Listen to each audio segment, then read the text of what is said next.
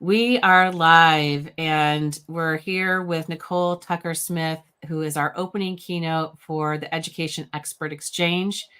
We're really happy to see you or in the chat if you're joining us on the platform Ring Central Events or YouTube or LinkedIn. Feel free to jump in and introduce yourself in the chat while we're getting started today. My name is Lucy Gray. I'm the co-chair of this event. And I'm really excited to bring you Nicole Tucker-Smith, who I met, she probably doesn't remember, a number of years ago at ISTE in Philadelphia, I think, at a Brain Pop reception. And my friend Andrew Gardner knew you, I think, Nicole, and introduced us. And I followed your work for a number of years on LinkedIn, and I love what you do. And I've attended some of your webinars and things like that. And anybody who knows you thinks so highly of you. So thank you, Nicole, for being here. And I'm going to read your bio and then turn it over to you. Okay. Nicole Tucker-Smith is the founder and CEO of LessonCast, and she helps schools implement professional learning initiatives focused on inclusive teaching and equity best practice. Nicole co-authored Supercharge Your Professional Learning, 40 Concrete Strategies to Improve Adult Learning from CAST in February 2020, and it provides practical information for applying UDL guidelines to professional learning experiences. In addition, she wrote Remote PD Zen, available on Amazon, Apple Books, and Google Play. She also leads the Jumpstart PD Network, a community of educators to share ideas, spread resources, post tips, and dialogue on key areas of interest related to designing and delivering effective PD focused on inclusion and equity. Nicole's article, The Inclusion of Equity PD, is featured in the March 2021 issue of Educational Leadership. She has served as a teacher, supervisor of parent support services, principal, and system-wide coordinator of professional development and training for Baltimore County Public Schools. Nicole was also a program coordinator for Johns Hopkins University Center for Technology and Education and teaches as a JHU School of Education faculty member. Nicole is an international presenter on Universal Design for Learning and co-chair of the UDL Rising for Equity initiative focused on updating the UDL Guidelines 3.0. She provides her professional development expertise to support the implementation of UDL in primary, secondary, and higher education learning environments across the globe. In addition, Nicole hosts the podcast, Did We Learn Anything? And is a dancer and choreographer for Full Circle Dance Company, where she resides in Baltimore, Maryland. So welcome, Nicole. We're so happy to have you here. And I'm so happy for the world to meet you, the EEU community to meet you. So I'm going to turn it over to you, and I'll be here if you have any questions.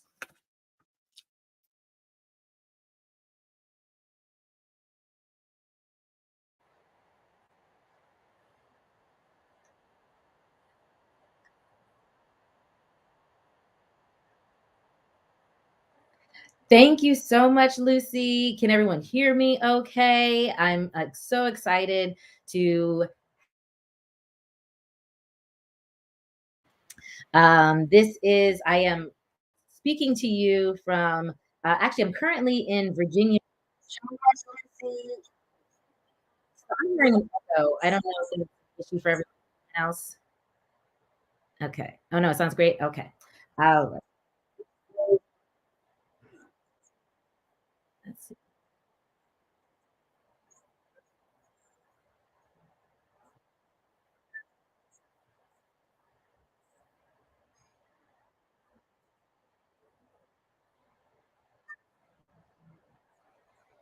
Are you getting an echo? Because every time I speak, it's like a 10-minute delay echo that's happening. I can put in headphones.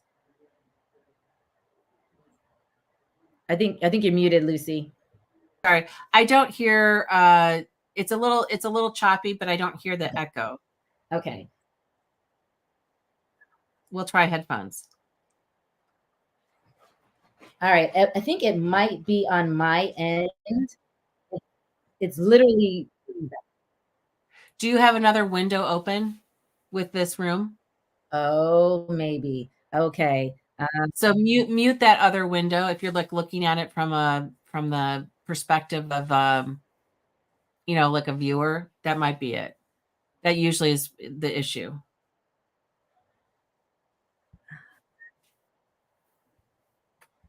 I think she's hearing it on her end, everybody. That's why it's just when that happens, it's really distracting to her. So she'll figure it out in a second. Do you have another tab open or something? I found it. Okay. Yay. Okay. All right. All right. Woo! Took me a moment, Okay. but it was about to really be distracting because I could hear Yeah, myself 10 seconds totally. later. Totally. I totally get it. All right. No. Over to you, Nicole. We're so happy to have you here. Thank you for your time and your expertise. We really appreciate it. All right. So starting over, I'm hoping that part will be deleted at the recording. So yes, my name is Nicole Tucker Smith, and I'm here to have a conversation with you about championing justice in a challenging climate. So happy Juneteenth to anyone who is celebrating Juneteenth. In the United States, Juneteenth is a holiday commemorating the emancipation of Black people in the United States. It is a federal holiday recognized in, I think, most states at this point. You never know. But I mentioned that because I actually am on vacation right now. So my Wi-Fi is not that great, but I wanted to have an opportunity to have this conversation and to be a part of.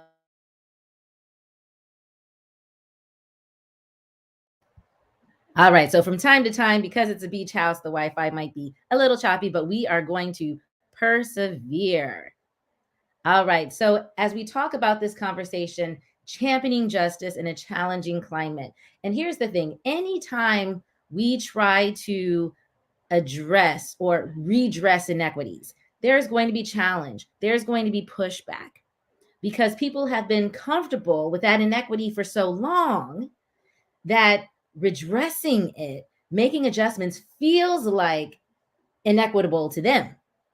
So as we move forward to create spaces that are more inclusive, more equitable, more justice oriented, I'm going to share with you 3 key actions, 3 core ideas, and 3 takeaways that you can apply in your work. These are all grounded in the science related to universal design for learning, and often referred to as UDL.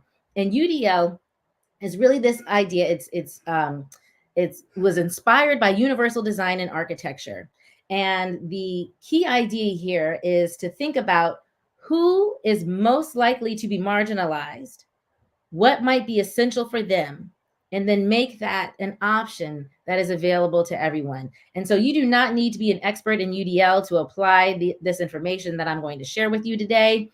But in our handout, so there is a bit.ly link that you can see in the chat. It's also here on the screen, as well as this QR code. It will take you to a handout that provides resources, which includes background videos that you might want to use to further your own learning, or feel free to share the little YouTube video clips that you can share with others who may benefit from this learning.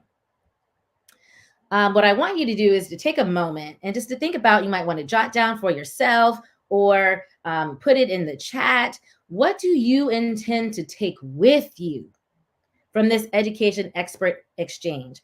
Sometimes we're just moving so fast that we never take a moment to think about what are our intentions?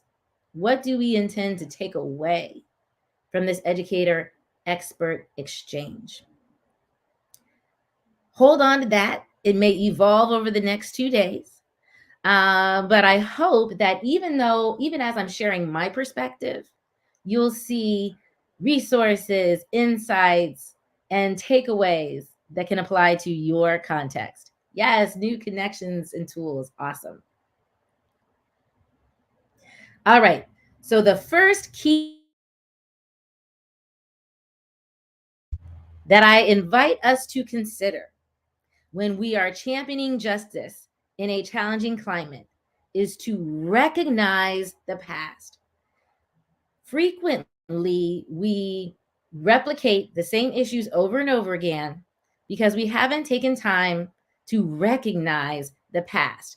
Now, my perspective that I'm going to share with you, I identify as a Black woman, as a citizen of the United States of America. And so I'm going to be sharing some examples from my specific context, but I do hope that you'll see connections that you can apply to your context. I think sometimes we have to get specific to ultimately see those higher level connections that we have that can translate across cultures and borders. So when we think about recognizing the past, in our context in the United States, we have to recognize that the original conception of public schools in America really was related to this idea of universal public education being the best way to civilize unruly American children into good citizens. This was the driving motivation that was shared by Horace Mann and the Common School movement in order to help the general public buy into this idea of funding public education. And this driving motivation is one of the reasons why some changes in schools are so slow to happen, because we haven't recognized this initial goal of education. And it was the goal of assimilation. In other countries and contexts, you may have another underlying goal that is part of the past. I call those shadow values, that if we don't shine light on those shadow values, what happens is we try to make changes, but we don't recognize that we haven't confronted that initial goal, that underlying hidden value. And then we find some things are so hard to change because we haven't redressed those hidden goals, those hidden values. And so in order to find and to champion justice, it requires or educational justice requires facing, questioning, disrupting, and ultimately transforming this original goal of assimilation. Instead of assimilation, what can we aim for? Well, we can aim for agency over assimilation. We can aim for connection over conformity. But it requires facing this original goal. And there, in your context, think about, are there other hidden goals or shadow values from our past that we need to confront in order to move forward in the present? And so one UDL core idea that can help us is recognizing that barriers are in the environment, not the learner. What does that mean? It means that quite often when we're looking at disproportionate outcomes or underrepresentation, there may be a tendency to look for problems in the learner, instead of recognizing that when patterns are happening, when there are trends of inequity, it means that there is a systemic issue, systemic barriers in the environment. And we need to look at removing those barriers rather than trying to fixate on finding problems within the learner. And it recognizes this understanding that every system is perfectly designed to get the results that it gets. And so when we see trends over and over, it's not a problem with the individuals. We have to look at entire systems and how to make adjustments within those systems. There is a lot of, yes, I see it in the chat, blaming the learner. Honestly, there's a lot of blaming the teacher, blaming the educator, instead of thinking of the systems that we're all required to perform in. And so here's another example of shifting this idea of blaming the learner and thinking about what are the barriers in our systems. So here's a statement that you may have heard as an educator in your context. These students aren't motivated. What are we supposed to do with this? These students aren't motivated. Instead, can we shift and think about this? And so this is a practice as an educational consultant. I try not to be like, oh, you're blaming the learner. When a teacher says this, I don't say, oh, you're blaming the learner. Instead, when I hear teachers say these students aren't motivated, I ask the question, well, what might be some barriers to motivation? Because as a consultant, I don't want to make the person who said this, I don't want to make them feel bad. Then they're going to shut down. But instead, ask a question. What might be barriers to motivation? When we think about this idea of barriers in the environment, not the learner, we have to recognize that we can't change people. That includes students, teachers, leaders. We can't change people because people have to choose change for themselves. But we can create a space that invites change to take place. And so when we think about what may be barriers to motivation for students, consider when bias may be a barrier. So when I think about the book lists that my children are reading, so I have two high schoolers, 17 and 15, and the book lists that they have are the same book lists that I had in high school, the same book lists that my parents had in high school. I don't know why everyone has to read The Great Gatsby. There are so many problematic issues with this text. And a lot of students are taught to read it without even questioning the racial stereotypes or the gender stereotypes that occur within this book. So at LessonCast, we do a lot of work around diversifying the curriculum. And book lists is the bare minimum. The bare minimum. We also have to look at diversifying perspectives, looking at characterization. When we do have diversity, how are people characterized in these resources, in these texts? Who's considered a contributor within mathematics, technology, our sciences? What are the worldviews? How are we exploring power dynamics? How are students invited to make essential or authentic connections? Because here's the thing, when we look at our curriculum, bias is a huge barrier. We tend to, as instructional designers, replicate what we experienced in our context. So we have to recognize when our own bias may be serving as a barrier to motivation for learners. Oh, yes. And Great Gatsby was written for adults, not for high schoolers. Why? And so in that resource, that bit.ly link that is posted for you, one of the takeaways that you have access to is a being anti-bias in education progression. Okay, so we're helping educators think about how can we be more anti-biased. And there are three categories: fearing, developing, and practicing. And this is designed as a tool, not as a way to point fingers, but as an individual reflection, opportunity, and then a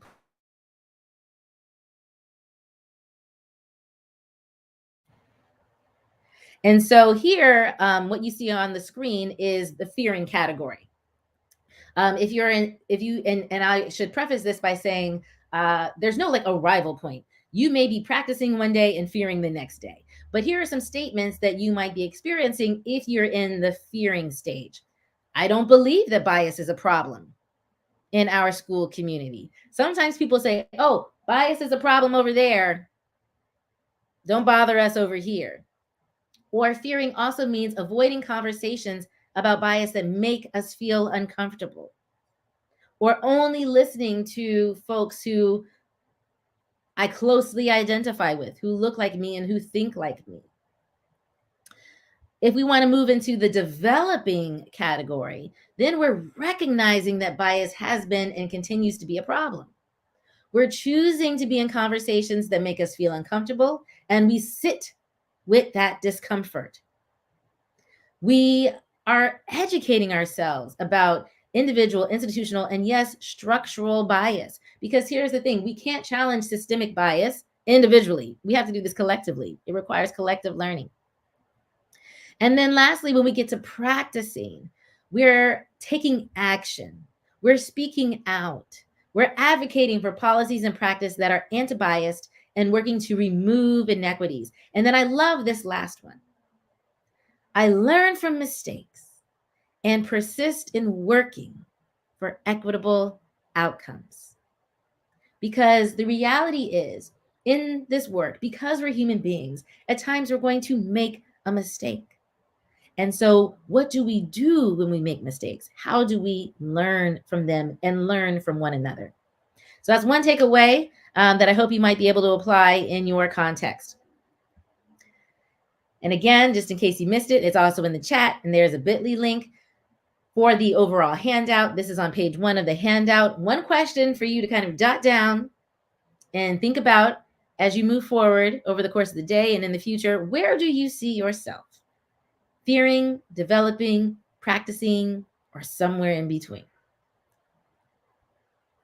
All right. So now the second key action to consider is that we should gain perspective in the present. So first, we need to recognize the past, and then secondly, gain perspective in the present. Well, how do we do that? How do we gain perspective in the present? One of the core ideas from UDL is that we embrace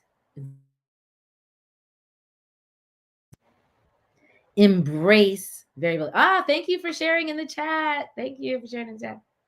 Yes, we embrace variability. Now, variability is the dynamic flow of our strengths and challenges that impact or that are part of every learner. Variability also includes how we identify in given contexts. It's the ways in which we show up in spaces. And variability is a good thing. It's not a problem. A difference is not a deficit. Variability is an opportunity to learn from one another. And so we want to embrace this idea of variability.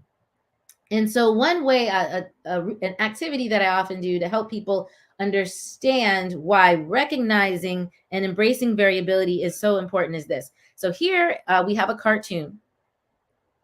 It is a one-size-fits-all store, and they are having a sale.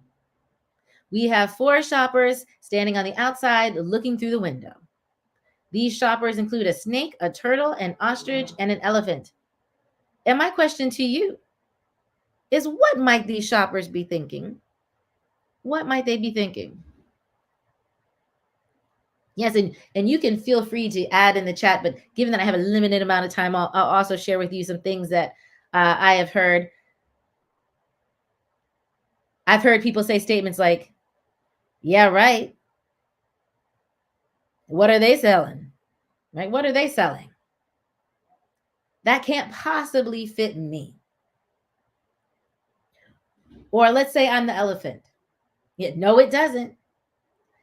If I'm the elephant, how am I supposed to feel when I go to your store? There's nothing for me, and then I have to go shop online somewhere. Now let's think about it. In your context, have you ever heard students say, why do I have to come to school? I can just learn this online. Have you ever been to schools where they have students who come to school but might cut class and spend it in the bathroom? They'll go to some classes, but not other classes. I've never heard a school not operate with this idea of all means all. Schools will say all means all. We want all students to come to school. But does all mean everyone? Does it mean every learner can show up as their authentic selves and learn in a way that makes sense to them? If we only offer one way for students to participate in learning opportunities, we're operating as a one-size-fits-all store that is actually excluding learners that need other ways to be able to share their ideas and understanding. And so we want to think about diverse perspectives. This includes elevating student voice. This includes centering perspectives that may not have the most power and privilege. This means going out and asking and creating space. But centering diverse perspectives helps us to see barriers that aren't barriers for us.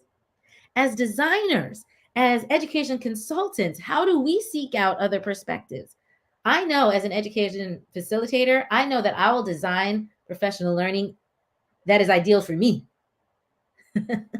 unless I intentionally seek out feedback from others. And we want to model this so that others can also recognize the need to center diverse perspectives. Now, here's another takeaway for you all as you think about how we might center diverse perspectives, because as we center perspectives, we also have to listen to them. Sometimes we'll create spaces for people to share, but then we're not listening. So here are 4 tips to help you with listening to diverse perspectives. And I'm going to preface this by saying all of these tips I am sharing here because I have been on the other side of doing the not so great thing. So if you see yourself in any of these tips, it's okay. We're human and we're going to learn. It's as Maya Angelou says, when you know better, do better. So the first tip I'm going to share with you as we are centering diverse perspectives is to take care not to negate or discount experiences of others, especially those that differ from yours. Don't negate experiences, especially those that differ from yours. Now, as I mentioned, I identify as a Black woman. And sometimes when I'm in spaces and I'm sharing my perspective, I might say things like, well, I think we may need to consider that X, Y, and Z may be an issue for some participants. And others who are listening to my comments, they may have different perspectives. And they may say, oh, okay, can you tell me more? Help me understand what you're saying. Or they might say something like, that hasn't been my experience. And in my mind, I'm like, okay, I know that's not your experience because I was talking about my experience. This tends to happen because we are so used to our experience being our reality. When someone shares something outside our reality, our first thought is, I don't know that to be true. And it's true. You don't know that to be true. But when your brain goes to, that hasn't been my experience, we need to have this inner voice that says, don't say that out loud. Don't say that out loud. Lean in and listen. Lean in and listen. And yes, empathy requires listening. And I love that empathy is mentioned in this chat because human beings are actually well designed to be empathetic to our in group. Because of our natural human bias, we are naturally empathetic to our in group. But when we're listening to experiences that are different from ours, we have to take extra consideration to be empathetic to what our brain perceives as an out group. When you're hearing a perspective that is different from yours, there is an extra step to be empathetic to what is perceived as an out group. So that is tip number 1. Tip number 2 is to engage with invitation, not invasion. Now, what does that mean? In my work, I've been asked a lot of times, is it okay to ask someone, where are you from? Is that okay? Maybe they're curious, right? Here's the thing. It's all about the spirit with which you're asking, and more importantly, the spirit with which it's received. So, for example, I love Caribbean culture, especially carnival culture. I love traveling and going to different places. And when I engage with people, a common question is, where are you from? This is being asked in a way to connect. It's a recognition that we're part of a Black diaspora. I've also been asked in other settings, where are you from? And in this case, I can tell that I'm being asked so that the other person can place me in a cultural hierarchy and then decide how to interact with me. This also applies to questions like, what school did you go to? Right? They're trying to classify my background in order then to decide how to interact with me. That is engaging with invasion. That is not engaging with my full authentic self in the way that I am sharing with you. So with what spirit are we asking this question? All right, here's number three. Number three, when we're listening to diverse perspectives, we have to understand that this is a learning experience. It's a learning experience. We are going to grow, and growth often feels uncomfortable. Lean into the discomfort. Take a moment to just listen and recognize, ooh, this feels uncomfortable. That's okay. I've heard people say things like, oh, well, that was triggering for me, or that might be triggering for some people. And it's actually a misapplication of the term triggering. Triggering is if I've experienced some trauma, like abuse, and I'm exposed to examples of abuse. That is triggering my trauma. Being uncomfortable is not triggering. Being traumatized is triggering. Being uncomfortable is just uncomfortable. And we need to lean into that discomfort. We need to create spaces, I call them brave spaces, where people can lean into that discomfort. Obviously, we want to create safe spaces where people aren't actually triggered by traumatic experiences, but that is different from just having your biases challenged. Two different things. All right. And I should say at LessonCast, we do have workshops around creating brave spaces, specifically designed to help people sit in those spaces of discomfort and then think about how they can move from guilt to empathy to action, justice-oriented action. All right, the last tip, number 4, and I am going to save some time for questions in case you have questions. I'm going to say the last 10 to 15 minutes for questions. The last tip here is to resist the urge to insert comparative marginalization. Now, just in case you're wondering, I did in fact make up this term. It's also called Oppression Olympics. And this is where I might be sharing an example of where I was discriminated against or experienced oppression, a microaggression, marginalization. And then somebody else jumps in the conversation and says, oh, I can relate. That was just like the time when and they share an example that was not at all like the time that I just shared. And so I'm going to give you a specific example. So I was talking to a colleague of mine, and I was explaining to her how in 2012, when I was attempting to refinance my home, and so just as context, I live in Baltimore, Maryland, in the United States. And Baltimore is the original place of something called redlining. And redlining is what limited purchase and own property in specific places, right? So we were relegated to certain places. You could not build wealth in certain places. And so there's this history of systemic exclusion from Black people being able to leverage the wealth that can come from home ownership. And so back in 2012, I was, I love these comments. I'm gonna have to go back and read these. Yes. Back in 2012, I was trying to refinance our home, and we qualified for everything. And I was having so much trouble trying to get our refinancing approved. And then one time I got a invitation in the mail to refinance, and I called the number, and we did everything over the phone, and it was great. Everything was super easy. And I was like, wow, why is this so easy?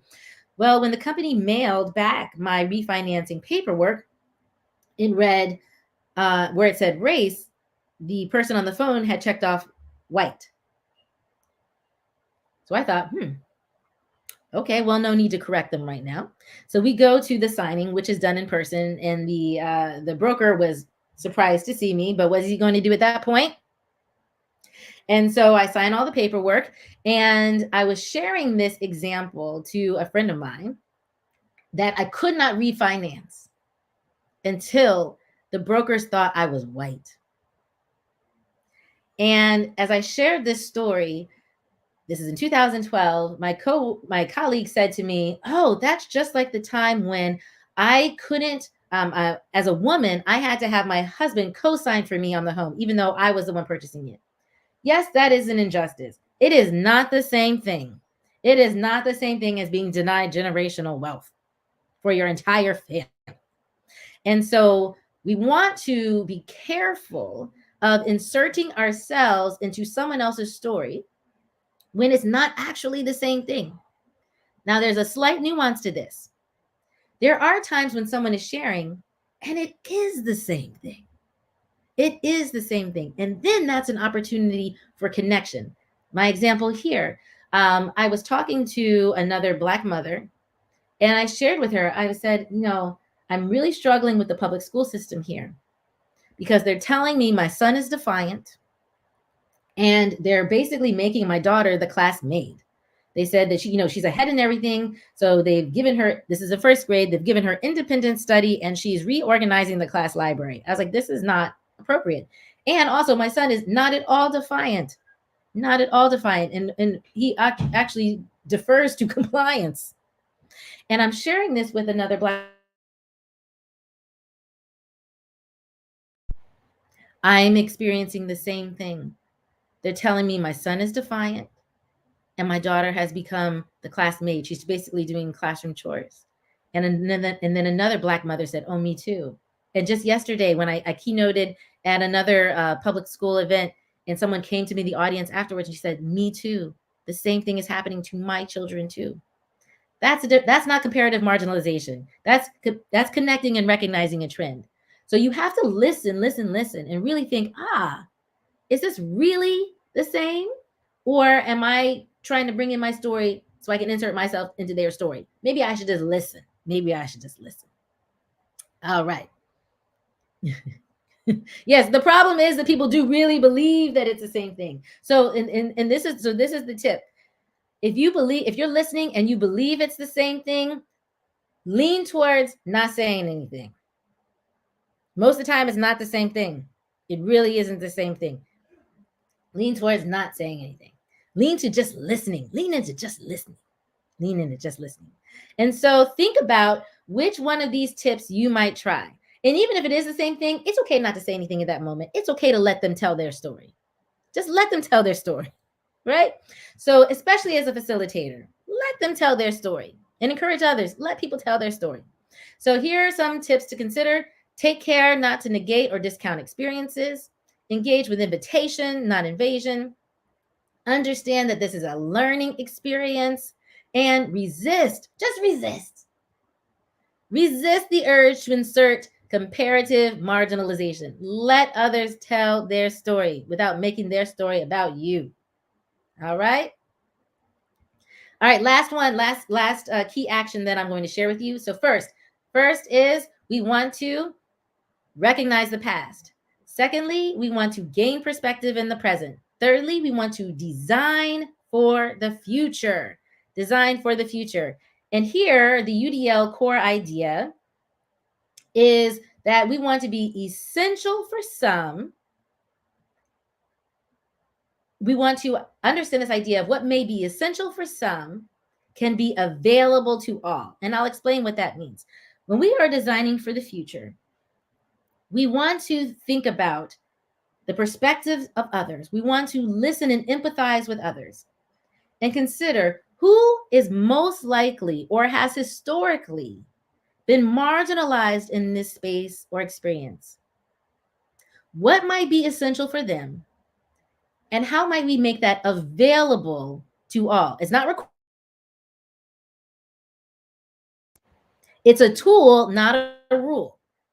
But we're making it available, and then people can operate with agency to choose what they need in any given moment. And it helps to normalize this idea of variability and that we all need something different. And so the tip that I'm going to share with you, the takeaway, is the UDL design process. Here's how we consider what options may be essential for some and how to make them available for all. This design for the future process starts by clarifying our goals. Get clear on our goals. Remember, I talked about the original goal of public American education was to assimilate. We want to clarify, is that really our goal now? Do we really want assimilation or do we want agency? When it comes to applying this design process to a lesson plan, clarifying the goal might be looking at the standard and understanding, what does this really mean? What is really required here? And then we anticipate what might be a barrier to achieving that goal. Barriers are sources of unproductive struggle. Most unproductive struggle is because that's just the way we've always done it, right? We're used to standardized assessment, so we assess in a standardized way. But does it have to be that way? Are we unnecessarily creating barriers of unproductive struggle? Now, the flip side is we want productive struggle. Productive struggle is a good thing. It's creative effort in service of the learning goal. Barriers are struggle that are not in service of the learning goal. Now, I know this may be a little nuanced. At Lesson Cast, we help people understand, clarifying what is a barrier and what is not. But you want to anticipate what might be a barrier to that goal. And then we can use the UDL guidelines to design options that can reduce barriers to those goals. So I'm going to give you some examples. A common barrier to motivation. So going back to that issue of these students aren't motivated. Well, what might be a barrier to motivation? A common barrier to motivation is unclear relevance or purpose. Students are unclear. You may hear students say things like, why are we doing this? Or maybe there's a professional learning session where folks are like, why are we here? Unclear relevance or purpose. And one of the UDL guidelines that is going to be released as part of the UDL Guidelines 3.0. So as Lucy shared, I was one of the co-chairs for UDL Guidelines to update the UDL guidelines to specifically consider identity as it relates to variability and bias as it relates to barriers. And so one of the updates you'll see, these guidelines will be released by the month of July, is that we need to design options that welcome interests and identities. Previously, this guideline read, design options for recruiting interests and identities. Now, recruiting interests kind of creates this idea where, like, if I'm the teacher, I'm driving a school bus and I need to recruit students to get on board with my bus, and I'm still going to drive this bus to wherever I want to go. The flip side of that is students being the drivers of their own learning. So to do that, how are we welcoming their interests and identities in the learning space? And I'll just share with you an activity that I've done. This is something I used to do as a teacher. I was an English language arts teacher. Writing was a big part of what I would teach. And we would do this activity at the beginning of the year because students often, they'd be stymied in the writing process where they'd say, I just don't know what to write about. I have writer's block. I just can't get started. So we would have this brainstorming session twice a year where they would have a heart. And on the inside, they would brainstorm, here are all the things that I care about. Could be their family, their favorite program to watch, a place that they like to go where they feel safe. And then on the outside, they would brainstorm all the things they're concerned about. I'm concerned about climate change, the things in the world that they could change if they could. And then they would go to that to pick out different writing topics over the course of the year. I had a hidden agenda with this activity because I also used to use it. I would read all of them. And then as we would proceed over the course of the year, I would make connections to something that some student cared or was concerned about. And I would bring in those connections, and they'd always be surprised, like, oh, wow, I care about that. And, they forgot that they had told me that in the beginning of the year, but constantly making those connections. Another common barrier to motivation is where learners are only able to express ideas or participate in one way. Many of our classrooms cater to extroverts. We ask a question, some students raise their hand, we call on that student, they answer, and now we know what one student knows. But can we design options for expression and communication? Can we find ways for every student to be able to express and show what they know? And here's a cartoon to help us kind of break down why this is important. So what we have here is a classroom. We have a bird, a monkey, a penguin, an elephant, a goldfish, a seal, and a dog, and a teacher sitting in the front of the room saying, for a fair selection, everybody has to take the same exam. Please climb that tree. There's a big tree in the back of the room. But how is this fair? What is this teacher trying to assess? Maybe problem solving, maybe creativity. But if you are the goldfish or the penguin or the seal or the dog, you are locked out of this. And this cartoon was designed to illustrate an Albert Einstein quote. Everybody is a genius, but if you judge a fish by its ability to climb a tree, it will live its whole life believing that it is stupid. And we do this sometimes to students when we say things like, okay, maybe it's a science class, social studies, mathematics even, and the only way they can respond and express their understanding is to write a sentence, a paragraph, or an essay to show your comprehension of. How do we offer flexibility and choice in order for learners to fully express their true understanding? Because when we don't offer choice, the student's choice is to do or not do. How do we give agency and offer choice in our learning opportunities? And so this UDL design process has applications, whether it's lesson or unit planning, whether it's designing a field trip. Also, I encourage teachers to think about this UDL design process as it relates to classroom procedures. When teachers say things like students aren't completing work, I ask, what are your routines for turning in assignments? What are your routines for completing work? Where do we have barriers that don't have to be there? So those are some considerations that I invite you to consider. And then lastly, I just want to offer this analogy to you. I used to think designing for equity, championing justice was like building a house, right? You have a blueprint and then you start building. And then after you build, you make renovations. After the pandemic, I'm like, you know what? It's not like building a house. There's no blueprint for this. I tried to build a house and a big wind came and knocked it all down. Really, it's more like growing an orchard. And here's the thing, as consultants, you may say, or you may work with leaders,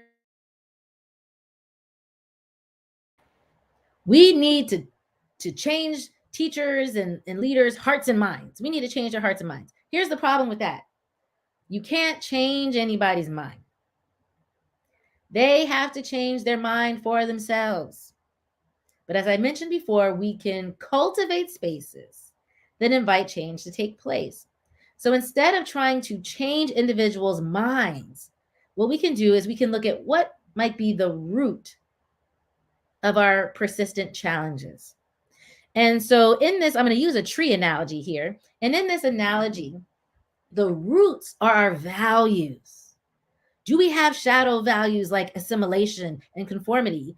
How can we shift that to our aspirational values like agency and connection and belonging?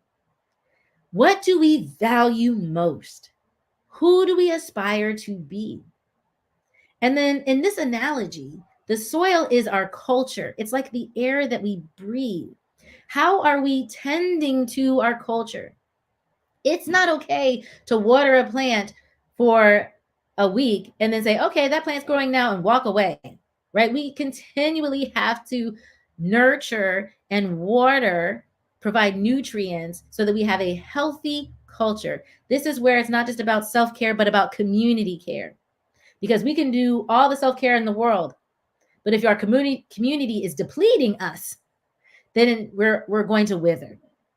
And so if we move up from the roots in the soil, next we have the trunk. And the trunk in this analogy are our spaces and our systems. What are the structures that we have in place to then support our habits and practices? When we at LessonCast, when we work with educators, we say we want UDL to be a habit. The UDL design process needs to be a habit. How do we incentivize practices that we want to have happen? How do we incentivize collaboration? How do we incentivize elevating student voice? How do we incentivize listening and exchanging feedback? And then we have the flowers. The flowers are the hearts and minds, and they will open on their own time, but it's going to depend on how we're feeding our roots and what structures we have in place in our trunk and the habits and practices that we are supporting. And lastly, the fruit. Those are the student outcomes. Those are the ways in which we hope our students are able to grow. And eventually that fruit, those student outcomes, fruit is designed to eventually fall from the tree and plant its own seeds, because that's what we want. We want to help prepare students for their future, not our past. We want them to be able to plant their own trees. And so I'm going to wrap up here. I invite you to think about what you will take away and bring back to your environment. And I'm going to close, and then we'll take some time for questions. The last quote I want to share with you as you all are planting seeds. Remember that you can count how many seeds are in the apple, but not how many apples are in the seed. This work is hard, but we can stay dedicated and know that we may never see the fruit of our labor, but know that it is there, and to continue pressing forward.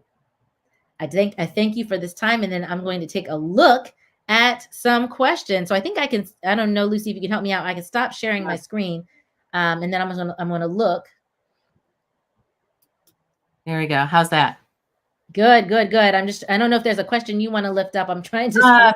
Yeah, there have been a lot of comments, and I starred a few of them, and I'm going to put Wanda's up, because I think this one stood out to me personally. But in this, what I like about your approach to coaching people is that it's not, you're not this, you're not that, don't do this, don't do that. You are taking people from where they are and helping them grow. And that's what we should all be doing as humans, right? And so that scale that you mentioned at the beginning, I think, is a good example of that.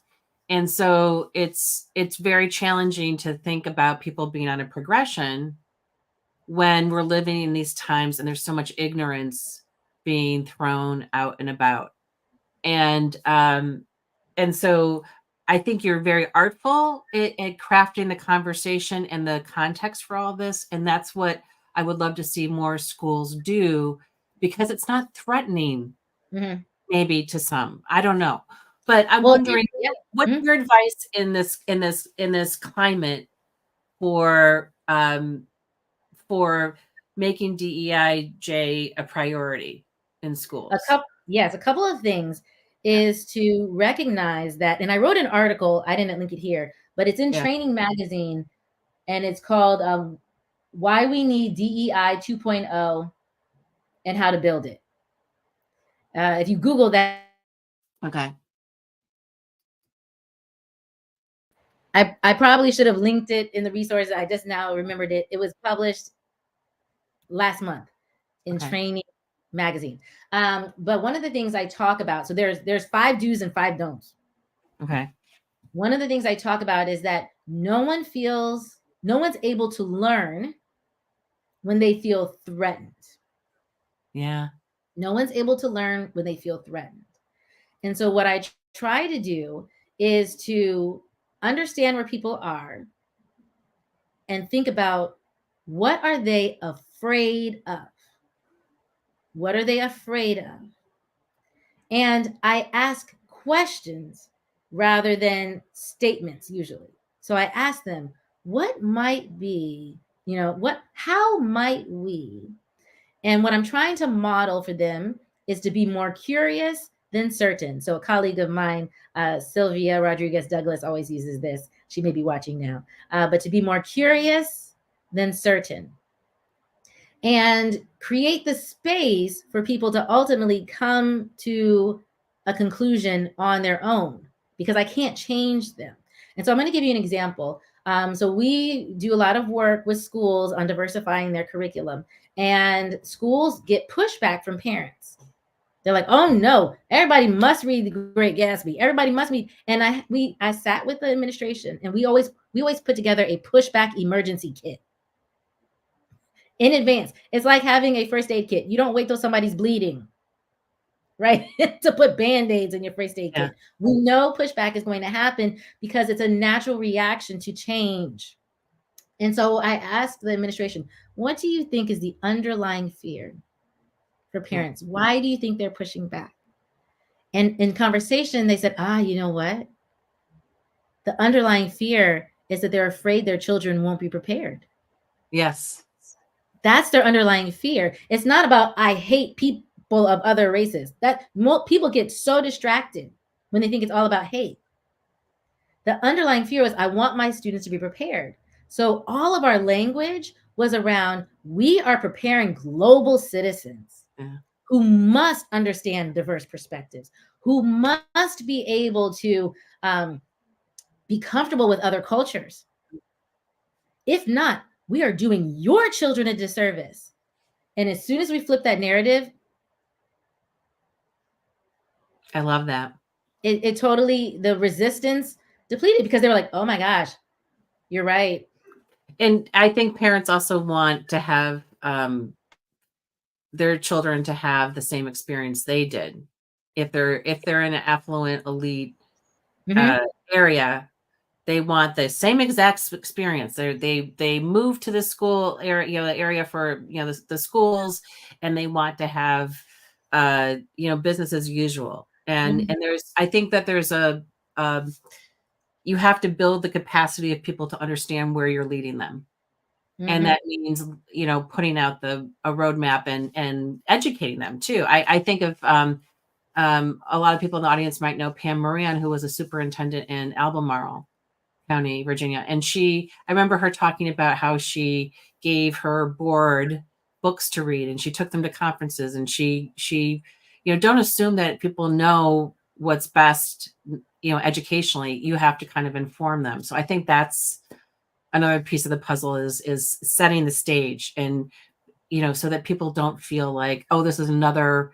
I'm thinking of a parent at my last school who took their kid out because they felt the school was too woke. And so if we don't do enough, if it doesn't make sense to people, then it's hard. It's hard work for sure.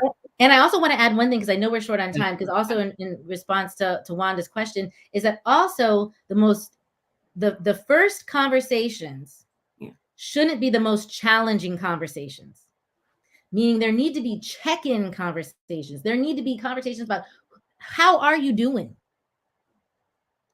Before we're asking people to challenge the bias that they've been living with all their life. And so sometimes we try to jump right into these hardcore conversations. And I'm like, no. We need to start with, how are you doing today? Yeah. What made you smile yesterday? What do you wish you did less of last week? Like, have human conversations first. And it's through relationship that we can then have the brave spaces to have conversations that might be more challenging for some. Absolutely. I think that's a great way to end. That's perfect. Yeah. That's wonderful. If anybody else has more questions for Nicole, you can throw them into the chat. You can also send her a message in the conference platform. And she's in our directory too for consultants and that sort of thing. So you can find her information. But this has been the perfect kickoff, Nicole. We appreciate your time and your expertise and your perspective. And, there are a lot of other DEI oriented presentations coming up in the conference. And so this is like, if anybody's interested in digging into this more, I think there's kind of a natural progression coming from other speakers if you want to dive into that. So thank you everyone for coming. We have another set of presentations kicking off right now at the top of the hour. And please reach out to Nicole if you have further questions about her work. Thank you so much for having me, Lucy. Thank you so much, everyone, for being here.